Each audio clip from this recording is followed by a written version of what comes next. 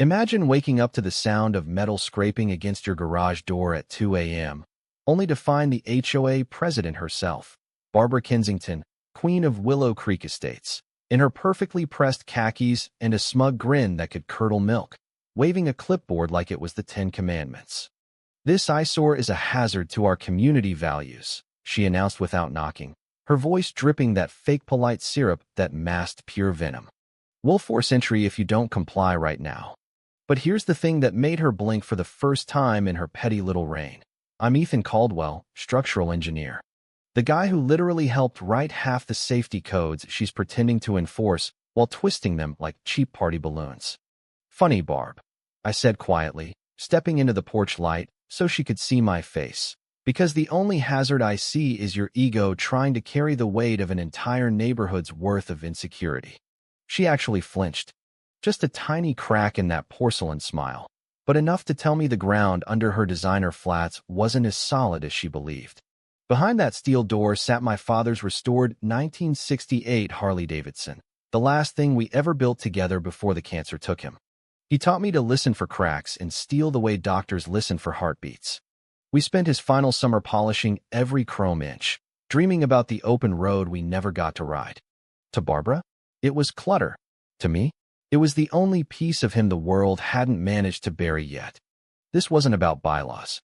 This was about her trying to erase my memories so she could keep her perfect little suburban dictatorship running on fear and fines. The night air smelled like fresh-cut grass and engine oil, and I felt that familiar steel in my spine, the same steel my dad hammered into every beam of this house. Barbara retreated into the darkness, heels clicking like tiny gunshots down the cul-de-sac, but I didn't go back inside. I stood there scanning the rows of identical brick homes glowing under security lamps. Families sleeping soundly, completely clueless that their concerned neighbor had just tried to break into a man's garage like some discount ninja. The silence wasn't peaceful. It was complicit. By morning, the neighborhood pool had become her next stage. Barbara stood at the shallow end holding her clipboard like a royal scepter, handing out violation slips to anyone who dared linger too long chatting. Parents herded kids away like she was contagious. I leaned against the gate, arms crossed, watching the theater unfold. "Mandatory garage inspections for everyone," she declared loud enough for the whole block to hear. "One compromised structure endangers us all. Don't let selfishness destroy our community." Her eyes locked on me like laser beams. I stepped forward, voice calm but carrying. Funny how safety always seems to mean do exactly what Barbara says or else. A few parents actually chuckled before catching themselves. Barbara's cheeks flushed the color of cheap rose. "Mr.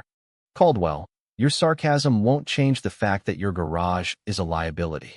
I smiled, the kind of smile that doesn't reach the eyes. "Liability?" I wrote the structural assessments for half the schools in this county.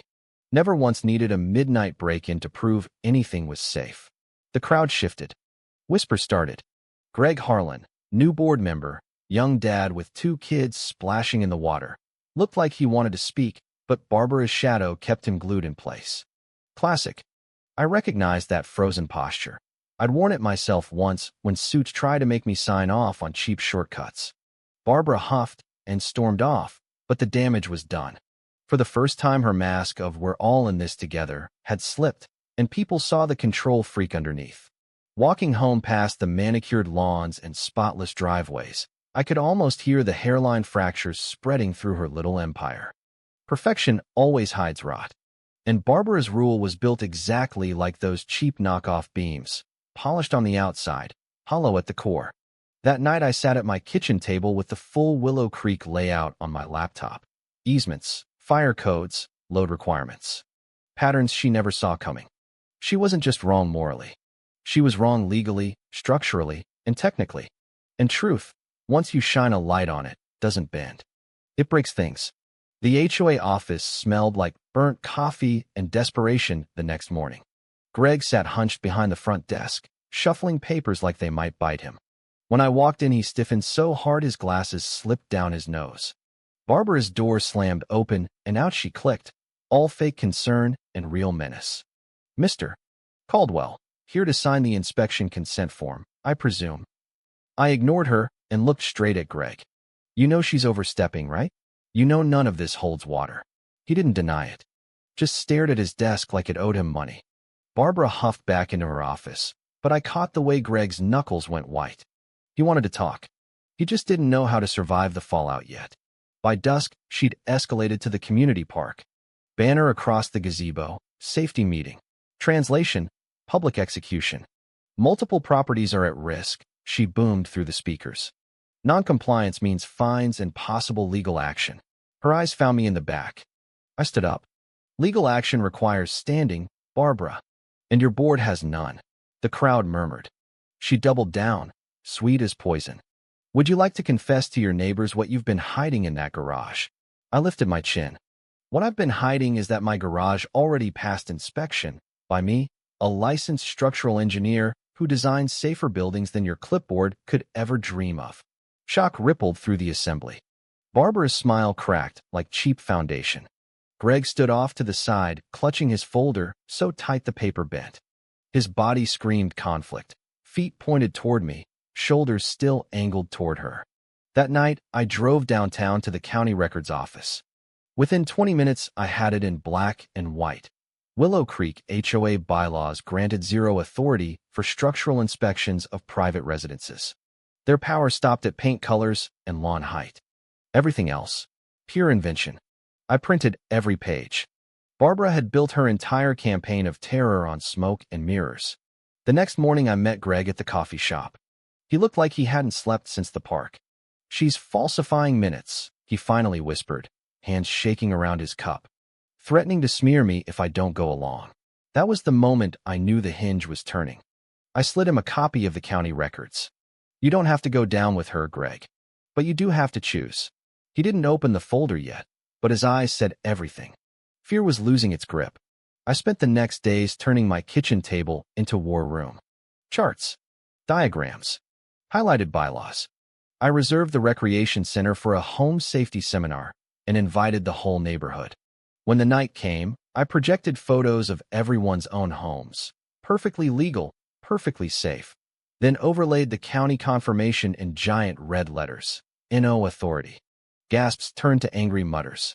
A mom in the front row muttered, I paid $800 for a fake hazard fine last year. Barbara wasn't there to shut it down, but Greg lingered after everyone left. He finally spoke, voice cracking. She made me record things that never happened. He still clutched that folder like a life raft, but I could see the cracks widening. The foundation of her little kingdom was crumbling faster than she could patch it. The special compliance meeting at the library community hall felt like a powder keg with a lit fuse.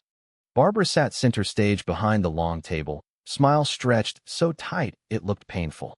I walked straight to the front, binder in hand, and dropped it with a satisfying thud. You have zero authority for structural inspections, I said, flipping to the highlighted charter. Page 6, Section 2, your own bylaws. External appearance only.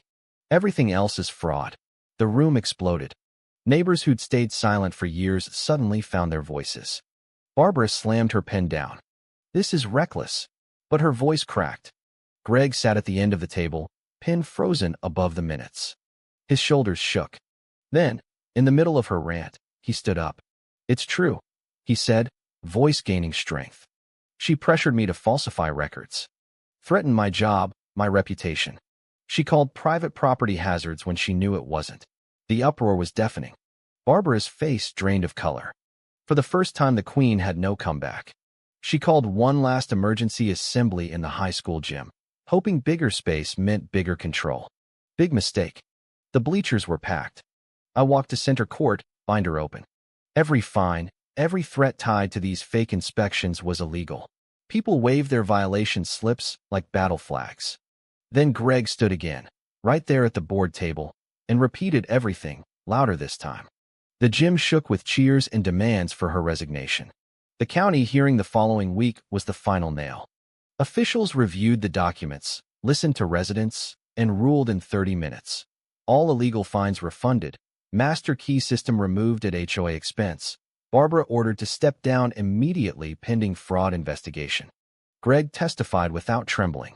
When it was over, neighbors clapped me on the back in the parking lot. The air smelled lighter. I opened my garage that evening.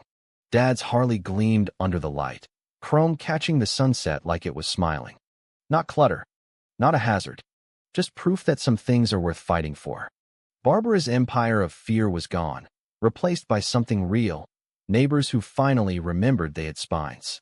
So tell me in the comments, was Barbara really just protecting the neighborhood, or was the real hazard the woman with the clipboard? Who was truly in the wrong here? The engineer who refused to bow, or the HOA Karen who thought her rules trumped everyone else's rights? Drop your verdict below. I'm reading every single one.